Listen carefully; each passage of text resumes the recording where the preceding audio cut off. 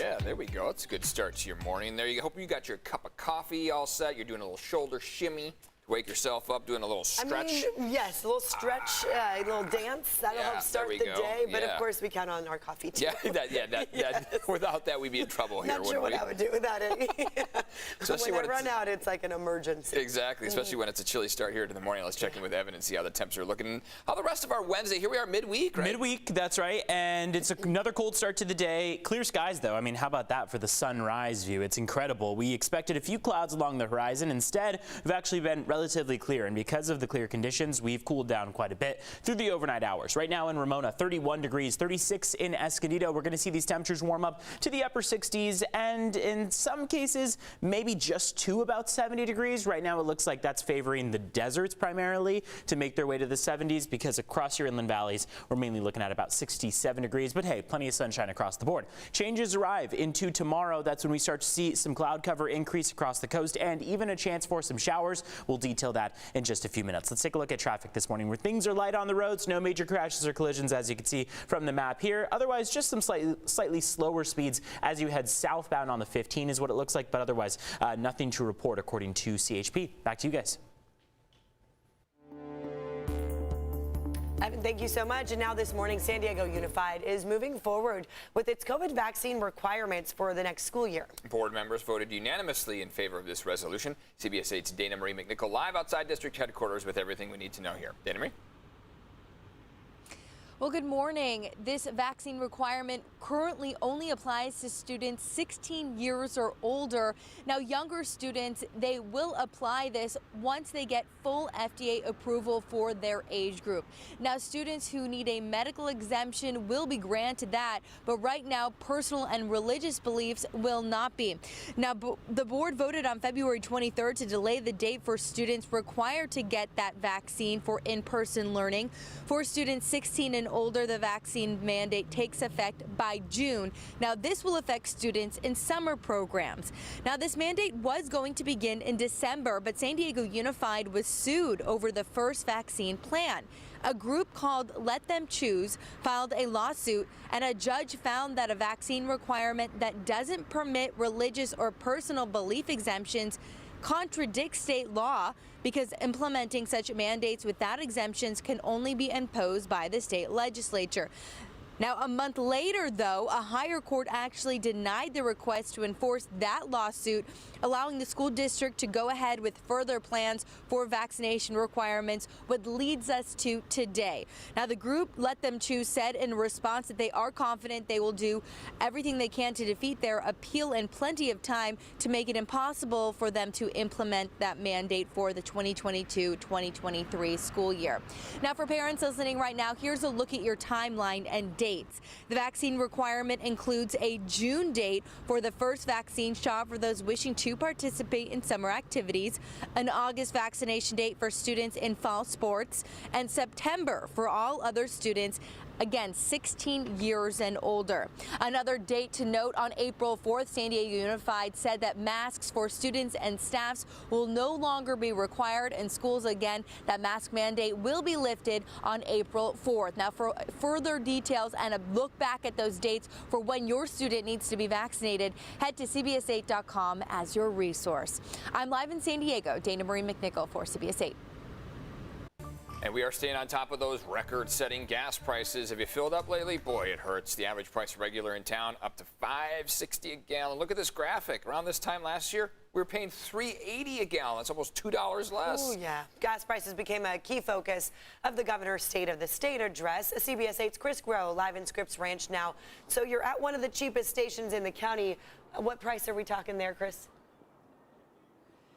One of the cheapest with a catch, and we've been talking about this catch all week, really since gas prices went up, that when you do go to some of these gas stations, they'll have that difference in price, even if it's for regular Supreme or whatever, that there's probably a difference between cash and debit, but usually it's like 10, 20 cents. At this station here in Scripps Ranch, we're talking about $1 difference. It's $4.90 to pay with cash, and it's $5.90. That's for regular unleaded to pay with your debit card or your credit card. So again, again, as we have been saying really for quite some time, one of the ways you can get some relief at the pump is to make sure that you have cash. Now, a lot of people tuned in to Governor Gavin Newsom's State of the State address to hear what other types of relief could be on the way.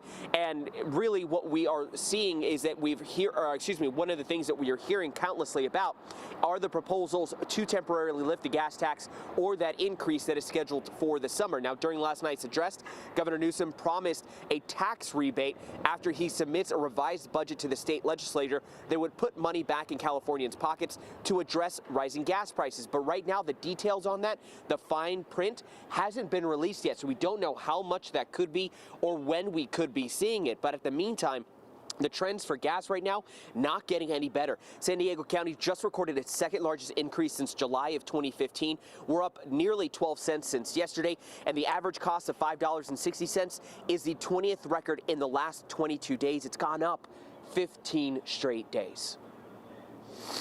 Now it's clear we have to go farther. And that's why, working with legislative leadership, I'll be submitting a proposal to put money back in the pockets of Californians to address rising gas prices.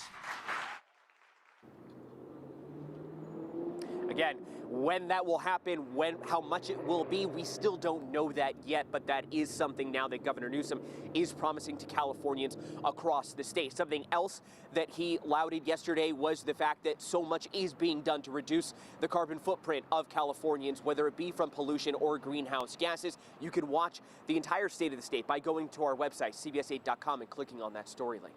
Eric and Netta. All right, Chris, thank you. President Biden vowing to do what he can to soften the impact of high gas prices. They are expected to go up even more after the U.S. banned Russian oil imports. The president is warning energy companies not to price gouge, but is that already happening? We'll see. Lawmakers are considering a pause on the 18-cent federal gas tax. Coming up at 6:15, what other items could get more expensive because of this new sanction? Meantime, the director of the CIA is warning Russian President Vladimir Putin is likely to step up the offensive in Ukraine. William Burns told the House Intelligence Committee Putin is, quote, angry and frustrated by the situation. Congressional leaders have reached a deal to give Ukraine more than $13 billion to help it fend off Russia's invasion. A woman who was shot while driving on State Route 94 has now been taken off life support. This is 27-year-old Sandra Lena Williams, and she was driving in Spring Valley Saturday morning when another driver shot her. Williams' family says she has 3 children. We talked to her aunt and uncle, who are asking the shooter to turn themselves in. Somebody knows something. Somebody saw something. If you're watching this, you ruined a family. A mother is gone. What a big loss. Williams' family set up a GoFundMe for funeral expenses and to help Williams' daughters. Again, she has 3 children, and that money might help them with their future educations. We do have a link at CBS8.com. Just click on the help button if you'd like to help. A man accused of attacking an El Cajon police officer with a bat is expected to appear in court today. So we're now getting a look at this body camera video here, but we do want to warn you, it is pretty disturbing. Hey there, man. Can we just sit down for a second and talk about what's going on? Yeah. Drop the bat. Drop the bat. Drop the bat.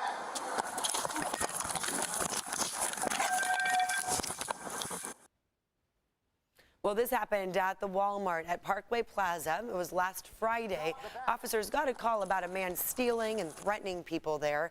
Detectives say the suspect is Julian Kirko. He has a long criminal history, including several assaults on police officers. The officer in this case has now returned to duty. Taking a look outside here on this Wednesday, it's going to be a pretty nice sunny day out there, and not too bad of a day here we had here yesterday, Evan. It was nice and comfortable. I mean, hey, first of all, look at that view right now as we look outside. It's incredible. We've got a lot of gorgeous sunrise views that you guys are sending our way. Temperatures are a bit chilly as we start off the morning, so understandably so. Here's another one from Mount Soledad. Both of them just amazing starts to the day. Temperatures right now are mostly in the about 40s. We're looking off toward your inland valleys where things are in the 30s in some cases, but downtown San Diego is at 45 degrees. Winds are calm for the most part, and that is for the time being because those winds are expected to really pick up as we head toward about your afternoon and evening across your mountains and your deserts. And then it looks like things will start to really amp up into Thursday and Friday across the county as a whole, Friday being that primary day for activity to take place. Here's what your winds look like as we speak. You can see how right along the coastline is where these winds converge. What this means basically is that offshore flow is weakening and onshore flow is strengthening. And that's why you see these more intense arrows pointed toward the coastline. That's going to start to direct that wind across the coast going into the next 12 hours or so. By the time we get to tonight and early tomorrow morning, we'll see a deep marine layer and we'll see a couple showers attached to it. As this marine layer starts to increase in intensity, we'll also see that low pressure system sink in and bring some showers our way. So that'll make way for a cloudy, showery, cooler Thursday as opposed to what we've seen so far this week, which has been a lot of sunshine. So those changes come about primarily going into your Thursday, and then we'll head back to clear and dry conditions going into Friday. Next 12 hours, plenty of sunshine on the board here. 65 for about 2 p.m. So you can see how those temperatures are just going to steadily increase from where they are now in the mid 40s up to the low and mid 50s by 8 a.m. and low 60s by 10 a.m. As far as traffic goes, nothing major on the screen here, just a couple areas of construction, but no major crashes or collisions according to CHP this morning. You got green on all the major roadways, so you should be able to head out at your normal speed here at the 6 o'clock hour. Things will likely start to pick up in the next hour or so. Back to you.